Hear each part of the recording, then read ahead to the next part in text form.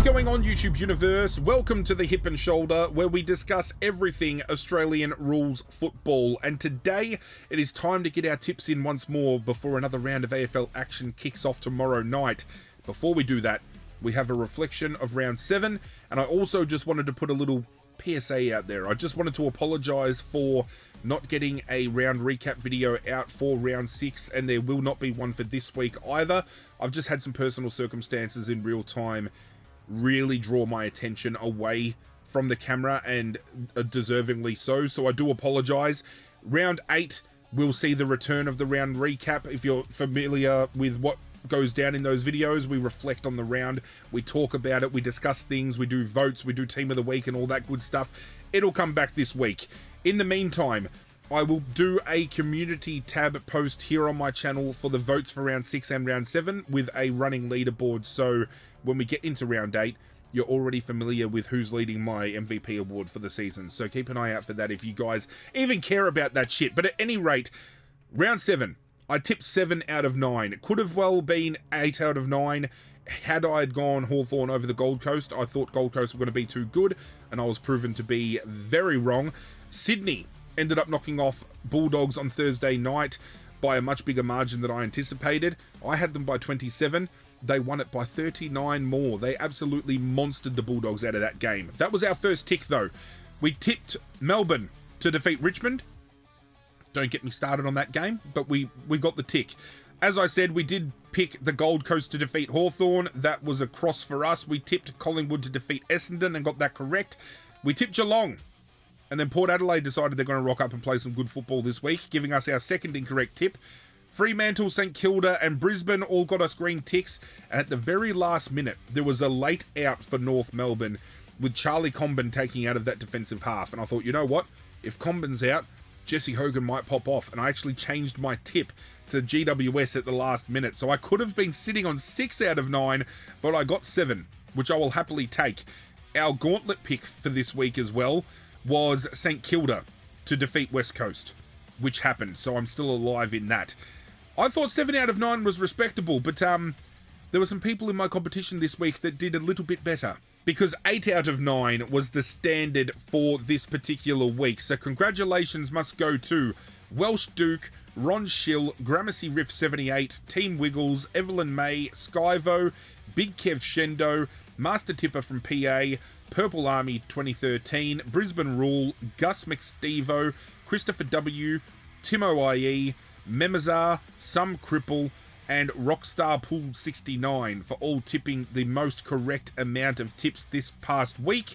And now we would turn our attention to total tips, with congratulations again remaining with Welsh Duke, keeping that 1 tip gap between second and first and remaining on top for another week.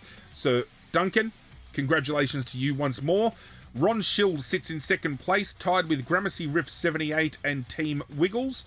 Evelyn May rounds out our top 5, tied with Skyvo and Big Kev Shendo. Master Tipper from PA in 8th, tied with Dusty Fendoff and Purple Army 2013 rounding out our 10. However, we have Brisbane Rule and Hearts to Hearts tied for that 8th spot just outside of that marker. Myself, I've dropped down to 17. I was in the top 10 for a very long time, and then I've dropped. I'm not looking good. But you know what's funny? Where is he? How far down? I'm better than Trent. He's down in 27. He's moved up, but I'm still ahead of him, so I must be doing something right, you fucking smart-ass bastard. Turning our attention to the tips for this week, we have some great games ahead. Kicking off tomorrow night at the MCG, Collingwood hosting Hawthorn. No Scott Pendlebury in this game. Membry's going to be out, and I think there was another out for this game as well, potentially. Defensively, Hawthorn are more sound.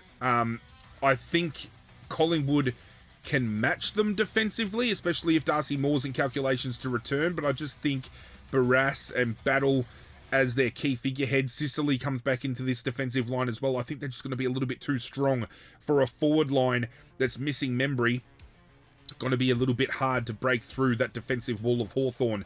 The midfield, I think Collingwood have the slight edge, and then obviously forward half of the ball, Hawthorn are way better. I just think around the ground, Hawthorn are more accomplished here. It's very hard to back Collingwood. I'm going to go Hawthorn I'm going to go Hawthorn by 17 points. I think Collingwood can keep it within a close gap, but we're going to go with the Hawks. Friday night, doubleheader again because of that bullshit fucking early bye round. I cannot get my head around it. But the first of two is at Marvel Stadium with the Bulldogs hosting Fremantle. I think Fremantle win this game. Bulldogs are potentially going to get English and Rory Lobb back, but I think Fremantle, with the game style they're playing with speed, I think they're going to be able to chop the Bulldogs up quite severely here. We then have another game. We have the showdown, Adelaide and Port Adelaide. Adelaide playing really well. Hard to back against them here. Even though Port Adelaide looked good against Geelong last week, I just think around the ground, Adelaide is so much better. I think Adelaide's forward half is going to cause some problems for the defensive half of Port Adelaide. The midfield battle is going to be great, but I think the forward line of Port Adelaide can get squashed a little bit by that Adelaide defensive line. I think Adelaide pick up this win. Looking at the form guide here, all 3 times they've played each other of recent, it has been at the Gabba. So a little bit outside of their realm here, but I think just coming off of the smacking they got against Collingwood, off of the great win that Brisbane had at home against Adelaide, Brisbane are going to run rings around a young Essendon team. We then have West Coast taking on Richmond at Optus Stadium, and I am going to back Richmond in this game. Eagles coming off of a 101-point thrashing by St Kilda, coming up against a Richmond side that for 3 quarters took it for Melbourne and had momentum wrestled away from them by some umpiring decisions. And some people might think I'm a salty Richmond supporter for saying that, and hey, if that's the view you're going to take, feel free, but there's a lot of people, including AFL personnel and Melbourne supporters, that would agree with me. Tim Taranto to come back in for Richmond, Jaden Short to come back in for Richmond. We've got Lynch back in our forward half, which gives us a lot more stability and structure. I think Richmond are primed to win this, especially when we look up our form guide here. Richmond only just beat West Coast last time at Optus, but at the MCG, but the last time we played was at the back end of last year at Optus Stadium, and have a look at how big of a win we ended up scalping there. It's not going to be that big of a win, but this is one of the most winnable games Richmond has all year, and I really feel Richmond are going to be up to the task. Just seeing how they attacked the ball last week and they transitioned the ball from back half to forward half, I think we're a red hot chance, and I'm going to lock them up. So much so, I think they're going to be my gauntlet tip this week, because how often are Richmond going to get a win this year? Try to get them off the board early. The final game, or 2 more games, sorry, on Saturday. Geelong taking on North Melbourne at GMHBA. I think Geelong get it done here, but I'm expecting a very good contest out of North Melbourne. Carlton taking on St Kilda at Marvel. I'm going St Kilda at Marvel.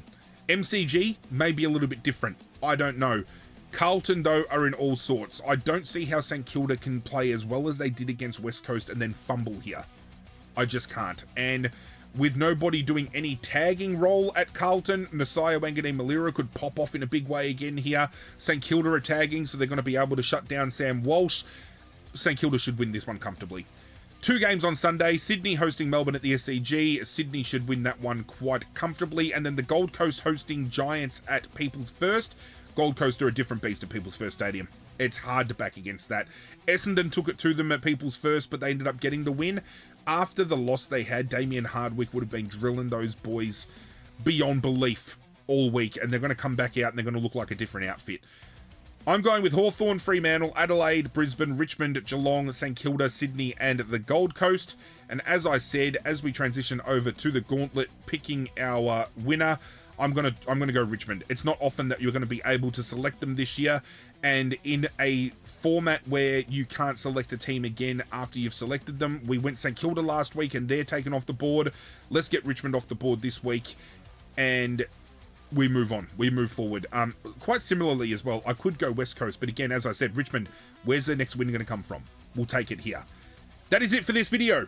Do hope you guys enjoyed. Again, I apologize that I'm not getting a round recap video out this week. I've just had undivided attention given to something else, and I can't talk about it, but just know I'm doing okay now. I'm fine, and we'll get content rolling out more emphatically moving forward. There is still going to be a SuperCoach video dropping ahead of the game tomorrow, and I will aim to get some different types of content out too. Do some tier rankings, doing some some conversation points. There were a lot of conversation points that came out of last round, for example, with the umpiring and the state of umpiring. Maybe I'll do a video talking about that. But if you guys at home have any suggestions for content you would like to see me cover, let me know in the comment section down below. I'll always take it on board. Do hit that like button down below to support the channel, and if you want to get on board the community we are building together, feel free to hit that subscribe button as well. But that's it from me, guys. I'm out of here. Good luck to your teams this weekend, and as always, I will catch you guys next time.